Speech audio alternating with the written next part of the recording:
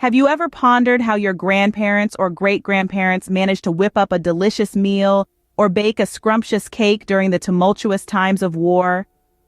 Under the pressure of wartime rationing, when eggs were as scarce as a sunny day in London and sugar was as precious as gold, how did they make do? Picture a time when the world was at war and resources were scarce.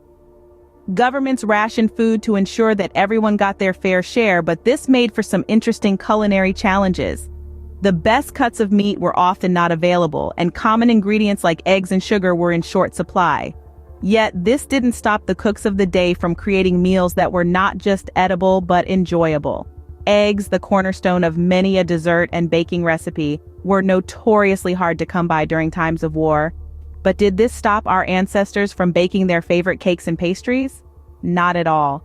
They found some ingenious egg substitutes. For example, vinegar and baking powder could be used to create the leavening effect of eggs and cakes. Applesauce and mashed bananas could provide the moisture needed in a recipe, replacing the function of eggs. Sugar, too, was a luxury that most could ill afford during wartime. This sweet staple was often replaced by honey or syrup, which were more readily available. Some would even use corn syrup or molasses as a substitute, depending on the recipe. But it wasn't just about finding substitutes. It was about making the most of what was available. The best cuts had to be the available cuts. This meant getting creative with less desirable cuts of meat, turning them into hearty stews or slow-cooked roasts. It was about using every part of the animal from nose to tail and wasting as little as possible.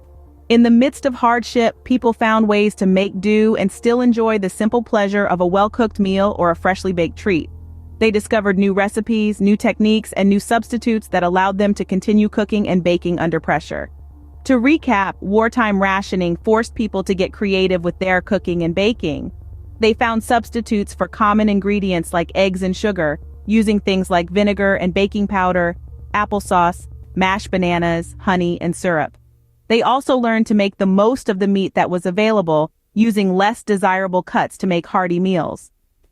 The resilience and creativity of people during wartime is a testament to the human spirit.